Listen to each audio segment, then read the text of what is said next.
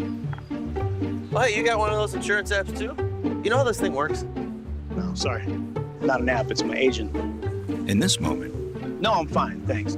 it's good to know you have a trusted, independent auto owner's insurance agent who's there when you need them. Great. Man, I gotta get one of those. Or Insurance in Dublin is your local independent auto owners insurance agency.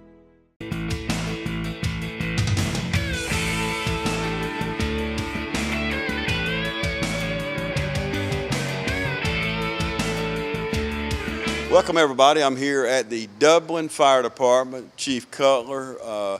We try to talk once a year on fire safety, and I want to talk to you this week. Recently, we've had 3 loss of lives here in the city of Dublin. A tragedy anytime, but especially this time of the year, and I want to talk about how to save lives in a fire. And one of those things are smoke detectors. Yes, smoke detector is the cheapest insurance policy you could possibly have.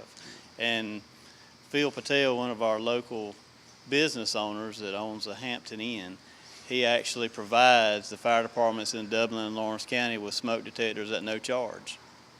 And that's also available in East Dublin. If you live in East Dublin, the county, here in the city of Dublin. And if you're watching us in Wrightsville, Sopert, and places like that, you check with your local fire department. I'm sure those fire departments, because, you know, we think about firemen on duty 24 hours a day, and a lot of times there might not be a lot going on. But, buddy, when you have to spring into action and you have to get somewhere quick, and especially when it comes to things that causes fires. And you taught me something a few years ago, and my wife, if she's watching right now, I drive her batty on this. But one thing about when you leave the house, cutting that dryer off. Yes, and my wife, it drives her crazy as well, but she's gotten used to it after almost 23 years that I can't stand it, having that dryer on. And I told the story back then about my dryer that malfunctioned, and we went to bed that night and woke up the next morning. That's the first thing I could hear was the thumping of that dryer, and I just knew the laundry room was going to be on fire. Yep. And ever since then, we don't do that anymore, and we do not leave it running when we leave the house. Well, and all kind of appliances. I know when we go on vacation or leave for a day or two, we unplug the microwaves and coffee pots and things that, hey, you can plug them up when you get home. That's right. The things that you don't need, and we talked about ceiling fans. Yes. I can't give a documented number of ceiling fan fires, but in my mind, it's got a motor, and it can get hot. It could seize up, and when something seizes up, the breaker doesn't trip, then it's going to cause a fire. Yep. And if you're not there to take care of it, and more important, if you are there, now let's talk about smoke detectors for a minute. A home, how do you know how many? If you just put one smoke detector in the kitchen, that's what it's going to cover. But how many on a typical 2,000 square foot house? How many smoke detectors do you need? It's recommended for every room in the house to have a smoke detector, but a minimum is at least one outside the living area, outside your bedroom, where you're going to be sleeping at. So if a fire breaks out, you've got one close to your sleeping areas. So that's a minimum. As far as in the kitchen, if you put it in the wrong place, you're going to know every time supper's ready. Yeah, so you have to, toast. Or you burn the toast. So you need to be careful with that. But having one close to the kitchen area, because that's one of the most common places for the fire to start. And you want it outside your bedrooms, so when you're asleep, you'll be awoken to the smoke detector. And the way that something that I learned at the Fire Chiefs Conference a few weeks ago in Savannah is that with the way houses are built now and the materials that are used in the sofas, chairs, and everything like that, from the time your smoke detector goes off, you've got 3 minutes to get out of the house, or you likely will not make it out. How does smoke inhalation work? How does it overtake your body? If I'm asleep in my bedroom and the house is filling up with smoke, I don't have smoke detectors. Tell me how that works.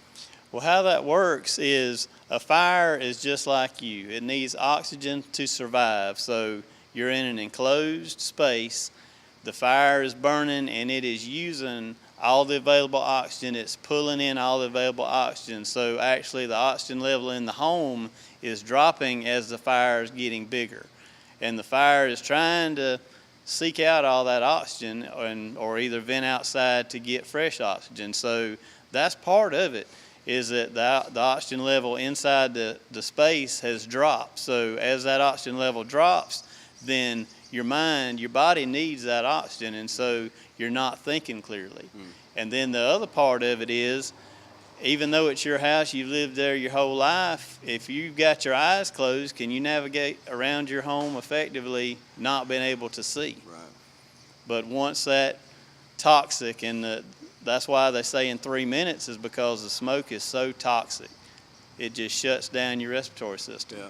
And you hear so many stories I have throughout my life. Many years ago, I had a friend of mine's wife. The husband and wife got out of the house in Warner Robins, and she had a brother who was an invalid. He had to have a wheelchair. Well, they had gotten out. Well, he gets in the truck, going to use his, back when cell phones, you know, they're plugged in, bag phones, stuff like that. He was going to call the fire department. Well, she was going to run back in and get her brother. Well, they found her like 3 feet inside the door. Mm-hmm. Yeah, that toxic smoke, you can only stand 1 or 2 breaths, and then Wow. you've had it. Wow. And the thing about smoke detectors, while they're a good thing, and I've got one here that we've been looking at, you need to check your smoke detector at least if you got, this here is one of the newest things coming out. It's a 10-year detector. And even if you've got one at your home, 10 years is the max life. So you look on the back, it's got a date on there. So this one here was made in October of 2015. So in 2025, this needs to be thrown away. Yeah, not from the time you buy it. You Yeah, got to check right. that date. Yes, you must check the manufacturer date on the back of Wow, it. So, good advice. so 10 years. And if you look at yours and you don't have a date on the back of it, and the white smoke detector has started to turn yellow. If it's turned yellow, it's old. You need to throw it away. So this is just a part of it. The other part of it, to help, your best chance of surviving a house fire is you yourself getting out, because we're coming and we're concerned. We're going to try our best to get you out, but your best chance of survival is getting yourself out. So don't only have that one way out. You need, and we teach this to the kids in the school, that always have a second way out in case your first way is blocked or the smoke is too bad. Go out, make sure your windows operate in your bedroom, so make sure you can physically get out in case of a fire. Okay, you're in your bedroom, smoke alarm goes off, you see fire in the hallway. Do you leave the door open? Do you shut the door, try to get out the window? You said it needs oxygen. So what should you do then? Slam the door? Leave Yes. the door? Okay, what? Slam the door, and there's been a lot of research done, and they've shown where, and actually done test fires in houses to where they leave the door open and it's just got a free path. It's looking for oxygen. Right. You're in that room, it's coming to you. Coming right at you. So you close that door, you've bought yourself some time. Okay. And hopefully you can get out your window. Slam the door to confine the fire out of that room. Go to the window. If you can't get out of the window, then hopefully you've got your phone and you can make that call and let us know, I am trapped in my house and this is where my room is at and I am by the window. Okay. If I see my neighbor's house on fire, what should I do? What should we do, the people watching us? Well, and this is part of actually what happened the other day when those 3 people lost their lives. Is the neighbor is the one that noticed the smoke. So he called 911 and said, I see smoke coming from my neighbor's house. I'm going to check. So he saw the vehicles were there. He started beating on the door, could not get the door open. So make sure we're on the way. But one of the things you don't need to do, and some people think that it's a help to do this, is start breaking windows out. But try the door, see if the door will open, to see if the person is, because a lot of times people who die in fires are almost out of the house and then they collapse. Okay. So they could be right there behind that door, but you've got to be very careful doing that, because If you just open the door, leave it open, then you're giving the fire what it wants and what it needs, more oxygen. You're feeding that fire. Exactly. So don't break the windows. Don't break the windows out, because you're just helping that fire grow even more. Unless unless you can see somebody that's trying to get out and you're helping them get out, don't break the windows. Okay. So we're giving it oxygen, and we're defeating the purpose that we went over. But we got to think. So when you go into schools, you know, we're always think about, you know, when you catch on fire, about dropping and rolling, things That's like right. that. What are some simple tips for, you know, for someone who, when you see that fire at your neighbor's house, you want to run in? Yes. So you're saying, unless you see them, don't go in that house. Wait till you get there, because y'all have the equipment. Yes. You know, we're in front of this new fire truck here, one of your latest fire trucks, engine number 4. So y'all have the equipment on here. You have oxygen masks. You have all this stuff. Right. So you're trained to do it. But we as citizens, we don't, because you're putting your own life in jeopardy. You are. You surely are, because the thing that caused them to not be able to get out will do the same to you, and that'd be awful to have another victim added to a bad situation. So you don't need to put yourself in any extra harm. Even though you want to help, you could become a victim as well. Okay, let's take a quick break. We'll be back right after this. It's that time of year, time to fire up the grill, relax, and have some fun. Whether you're a grill master or a wannabe, the Big Green Egg will change the way you think about cooking. Georgia Pools has a large selection from which to choose. They carry a wide variety of accessories too, from charcoal, starters, to grilling tools, seasonings, and sauces. Get your own Big Green Egg cooking system for as low as $58.83 per month. And while you're waiting on that perfect steak to cook, relax in your very own Pawleys Island hammock. What better way to spend the summer days ahead? When you're thinking of grilling and chilling, think Georgia Pools, located at 1201 Hillcrest Parkway in Dublin. Call Georgia Pools at 275-3607. Welcome back, everybody. Now, we're talking about smoke detectors. We're talking about how to, you know, if your neighbor's house is burning, things like that. You know, this day and time, we got all kind of electronic stuff. You know, we got computers and laptops. We got cell phone chargers. We got iPads, iPods, you know, all these things, and we're plugging them in. Yes. Let's talk about the strips, the electrical strips. You know, what should it say on it? How do we know we're buying the right one? Well, one thing to look for is Underwriters Laboratories. It has a UL sticker on there. UL listed means that the company submitted this to Underwriters Laboratories, and they said, we say that this strip will do this right here, and that's all. But if you have a UL approved, that means it went through further testing and it is certified. So that's one thing you need to look for. But if you're getting, let's say, 4 power strips for $10, it is a good deal, but they're most likely not UL listed or UL approved. They're probably just listed. So the more that's one of those things that you don't want to cheap on. Yeah. Because those cheap ones, they're intended really for one-time use, just like a cheap extension cord.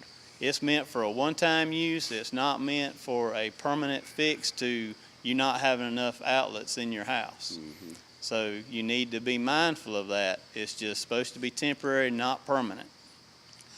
What about checking your receptacles in your house? I live in an older house. It was built in 1979. A lot of us watching here, we live in older houses. How do you check the receptacles? You know, you look at them. Some of them may have little marks on them. You mentioned the yellow smoke detectors a while ago. But what about your receptacles? How do you know how to check those? Really, the only thing you can check on those is if you have the ground fault, and I don't know if your house is too old to have those, but there's actually a test and a reset button. You can check the ground fault that way. But if you are having to bend the prongs of whatever you're putting in the receptacle, then most likely that receptacle needs to be replaced because it's become worn and the plugs are falling out of it. Right. Well, you're putting stress on that receptacle. Yes. Because if you start bending stuff to make it fit. Yeah, that's a clue. Yeah, right. Okay, we talked about these strips. You know, a lot of times you're maxing it out, and then you got a plug on top of it, especially around Christmas. Yes. You know, we're plugging in all these lights, and you're plugging on receptacles on top of receptacles on top of receptacles. You're better off to get another strip and start over, right? Yes, and as far as the strips, normally if you're getting one that's made out of metal and it has actually a circuit breaker on the side, so if something goes wrong, a lot of people mistake the on-off power button that lights up like, okay, that's protected. No, it's not protected. That's just simply telling you it's in the on position.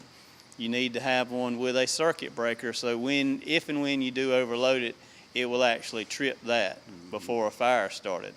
And you don't want to plug appliances into that. Refrigerators, freezers, heaters. A lot of people use space heaters. If you're using a space heater, it needs to be directly plugged into the wall outlet, not a cord, not a strip. Okay. Any other tips we hadn't touched on? Just make sure that your smoke detectors are in good working order. If you need help with it, have any questions, we'll be glad to come out, put in smoke detectors, or help you with any questions. Make sure you know 2 ways out of every room in your house, and don't use extension cords. Okay. Okay, we've just done a series with the City of Dublin Natural Gas Department, teaching people in the event that you smell or you think you smell gas. We went out and we staged some situations. Obviously, we didn't have a real gas leak, but we did stage it at a couple of homes in the City of Dublin. Let's talk about that a few minutes. And I know sometimes you do have to go, the fire department goes on certain calls, you know, it's according to the situation. Let's talk about this for a minute. If you think you smell gas, let's talk about a few of those tips. All right, if you smell gas or think you smell gas, call 911. I know there's a number to the gas department, but after hours, they're going to have to call somebody at home most likely, and it's going to be an extended time where we're here 24 hours a day, 7 days a week. We have the same or similar detectors as the gas department, and if it's inside of your house that you're smelling it, the best plan is to get out of the house and stay outside until we get there, because there's a perfect level of gas-air combination that can ignite, and you flipping the switch to turn the light on or turn the light off could ignite that. So that's the next tip, is whatever's on, leave it on, whatever's off, leave it off. Okay. Until we get there and cleared and make sure that we're not in the explosive limit range. Now, once you make that call, you immediately, well, you should already be moving it, because a lot of us use cell phones anyway, or mobile phones. While you're calling, get on out of the house. Right. You know, whether you're right or wrong, I know you'd rather go out 100 times and be That's wrong right, than exactly. that one time. And also, I'm in the county, so I don't have natural gas, but we have gas logs. We have propane. So we not only have the smoke detector, but the carbon monoxide protector. Exactly right. So if you have natural gas in your house, you need that carbon monoxide, don't you? Yes, and you can actually get a multi-purpose detector that will do both of those. So you don't have to have a smoke detector hanging there and a carbon monoxide hanging somewhere else. Yeah. See, and that's what I'm getting in the house that we're building. We're doing the combination, so we'll have all in one. Yeah, and it's so easy, and they're so inexpensive. Now, if you can't afford it, just come to the fire department, call the fire department, whatever, but they are so inexpensive. You know, I think we paid less than $40 for the combination. Hey, $40 is well worth it, you know, because you may not smell, you know, I know with natural gas, you smell that rotten egg smell. Yes. So it is a distinct odor. It is. Propane, I'm really not sure, you know, I don't want to take a chance. I'd rather have a detector go off and I get out of the house, you know. But these tips are so important, because just one life lost. Yeah, if we save one life then we've done our job. And it's got to be so difficult on behalf of you and the fire department to have to go to a home where someone has been a loss of life. So I know you train a lot, but I don't know if you can ever be trained enough to be able to deal with that. No, and that was we've called it a lot of things, unfortunate situation, very sad situation, and our hearts go out to the families that lost the loved ones, but it's also, it does have an effect on the responders as well, and we had a meeting this morning to make sure everybody was okay from our side of it, and had some chaplains here to talk in case someone needed that. Hello, I'm Brad Grimes with the City of Dublin Natural Gas Department. How to recognize a natural gas leak. Look, some of the signs of a gas leak include seeing bubbling water, or dead or discolored vegetation in otherwise green area, or disturbed soil, or a dense mist above the pipeline. Listen, a hissing sound that is near gas lines, appliances, or meters that could indicate a leak. Hello, I'm Eric Cates, Field Supervisor with the City of Dublin Natural Gas Department. How to recognize a natural gas leak. Smell. The distinctive odor of rotten eggs. Natural gas is an efficient, safe, colorless, and odorless gas. For easy detection, we add a harmless chemical to give gas a distinctive odor. Most people describe the smell as rotten eggs or hydrogen sulfide-like odor. Leave. Don't delay. Get away. Leave the area immediately and move to a safe distance away from the potential leak. Avoid using any sources of ignition such as cell phones, cigarettes, matches, flashlights, electronic devices, motorized vehicles, light switches, or landlines, as natural gas can ignite from a spark or open flame, possibly causing a fire or explosion. Natural gas is non-toxic, lighter than air, and displaces oxygen. In severe cases, if not used properly, natural gas can also lead to asphyxiation.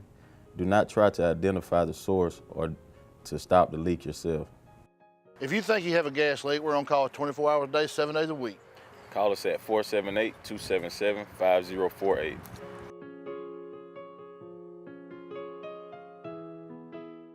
You got to feel proud. You're the fire chief of our fire department here in the city of Dublin, but not only that, to be able to work with someone like Chief Chapman and the Dublin Police Department, some of the best trained. You know, a lot of people, all I hear is, well, the police arrest you. No, police do a lot more than arrest you. They do. They protect us. They serve us. They come out to our churches and speak to us and help us with tips, neighborhood watch, so many things. And people don't realize, I was with the sheriff the other day, the 911 calls that come in every day. Mm-hmm. So those 911 operators. Yes. They do a great job. And another one, our EMTs here in Lawrence County. We got, you know, I kid with a lot of my friends. I'm half kidding. But I say if I have a wreck in a neighboring county, drag me across the county line so my people come get me. Because I know I'm in good hands, and they already dispatched with Fairview, so they're already talking to the hospital about your situation. Don't it make you proud to be a part of this kind of team? It does, very proud. And like you were talking about, the police officers doing more than what people realize. On that Sunday when those 3 lost their lives, one of the police officers actually put himself in harm's way to try to save one of those victims, and it was too late. And we're glad that he was not injured in that attempt. And we don't recommend that, but he made a decision that he was trying to save a life, and I can't fault him. I would probably do the same thing in his situation. But we had multiple agencies on the scene the other night, and we just worked seamlessly together. There was no, well, I'm in charge of this and you're in charge of that. It was, we're all here for one common goal. Amen. One team. And this police officer you're talking about, to put, and it comes straight out of God's word, when you put yourself ahead of somebody, you give your life for your brother. And he could have done that. But to put that's a very unselfish act when you do something like that. Yes, it is. So anyway, thank y'all for what you do. And before we go, Chief, I got to know this fire truck we're standing in front of here. Tell me a little bit about it. Well, this is a 2019 Sabre. It was made by Pierce. It was built custom in Bradenton, Florida.